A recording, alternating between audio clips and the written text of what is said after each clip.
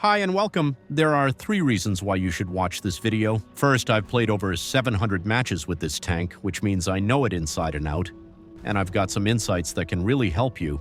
Second, this video isn't filled with random gameplay, jokes, or personal stories. It's all useful, straight-to-the-point information.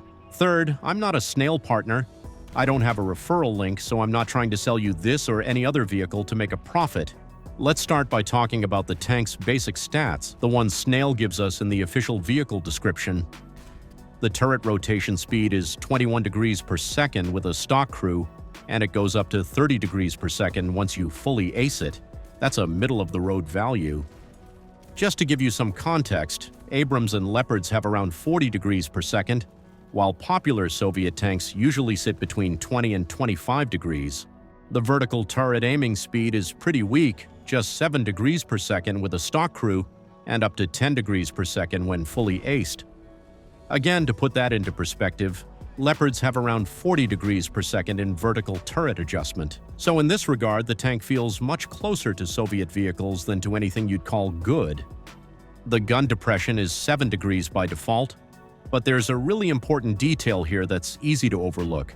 We can take advantage of the suspension system to lower the front of the tank, which gives us a significant boost to gun depression. Now, I'll be honest, I couldn't find any official source that states exactly how many extra degrees you get. But based on my experience, it feels like you can reach around 11, maybe even 12 degrees of gun depression after adjusting the suspension.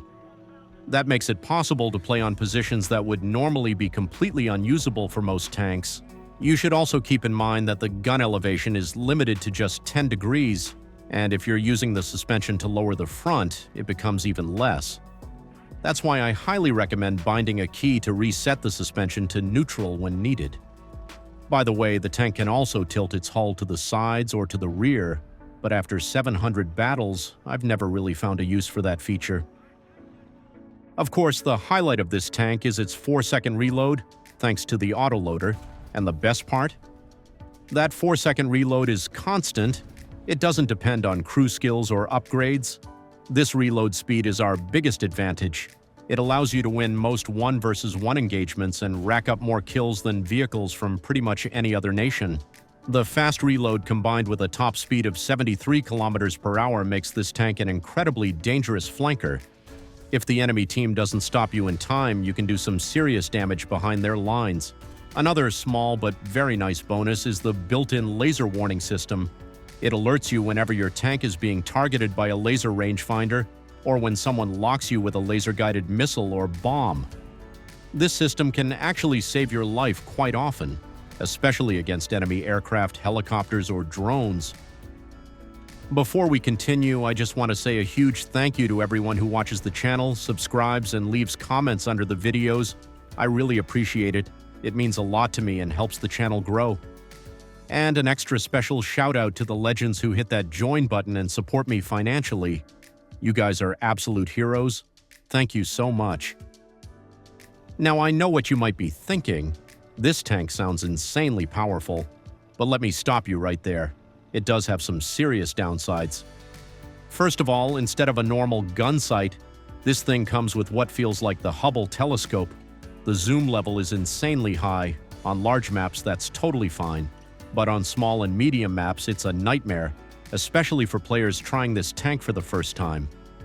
Most tanks have a low initial zoom, which gives you a nice wide field of view. But with this tank, forget about that. The zoom is always cranked up, and that makes close quarters combat not necessarily hard, but definitely uncomfortable and awkward. In fact, this is the tank that forced me to learn how to aim using the yellow marker. By the way, I made a separate video about that. Check it out if you're not familiar with how it works. The commander's optic actually gives you a great panoramic view, and unlike the gunner's sight, it doesn't have that crazy zoom issue. The catch is, it doesn't come with a thermal sight. So if you're a less experienced player and you struggle to spot enemies without thermals, this tank might be a bit of a challenge to play. The shells on this tank aren't exactly top tier. The best one you get has a max penetration of 481 millimeters. That's more than enough when you're fighting enemies at your own BR or lower. But if you end up in a match against top-tier vehicles, you'll have to aim carefully and hit weak spots to be effective. One more important thing about the ammo loadout: while you're still getting used to the tank, I'd recommend taking 19 shells. That way, one is loaded in the gun and the remaining 18 stay in the turret's autoloader carousel. But if you bring more than 19 rounds, the crew starts storing them next to the driver, and if that part of the hull gets hit, there's a high chance you'll get ammo racked and knocked out instantly. Once you get comfortable with the tank, you can start bringing more. I personally take 30 rounds, and even that's sometimes not enough. The reload is so fast that it just eats through your ammo before you even notice, and I've had plenty of games where 30 shells still weren't enough to finish the match. Now let's talk about the armor and weak spots of this tank. The easiest and most effective shot you can take, whether you're using a high pen or low pen shell, is right in the middle of the tank, between the hull and the turret. That shot is either a one-hit kill, or at the very least, it'll knock out a crew member and disable the breach, which means this tank won't be able to fire back. If the enemy shell has more than 500 millimeters of penetration, this tank is almost always dead from any hit to the turret. That's because it destroys a key armor element that's supposed to protect the crew from an ammo explosion, and since the ammo is stored in the turret, well, you can guess the rest. Basically, this tank has no real armor when facing opponents at the same BR or higher. Ironically, the strongest part of the armor is actually the fuel tank located next to the driver. In some situations, it can absorb the entire shot and completely negate the damage.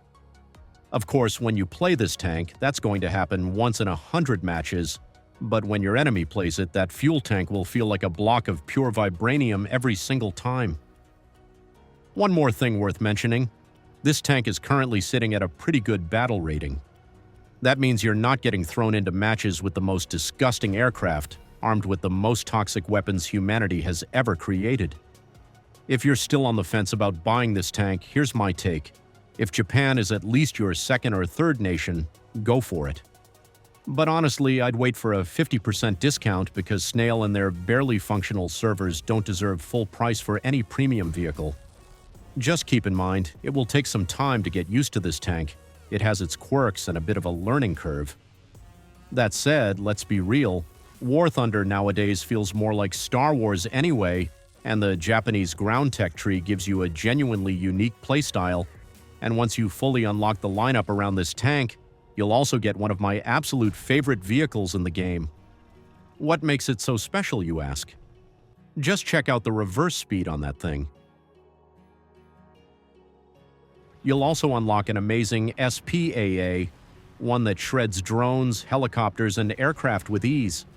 And with the way Abrams and Leopards keep getting nerfed into the ground, the Japanese ground tree is starting to look really good right now. At least in my opinion. I hope this video was helpful to you. Thanks for watching. Stay safe and see you on the battlefield.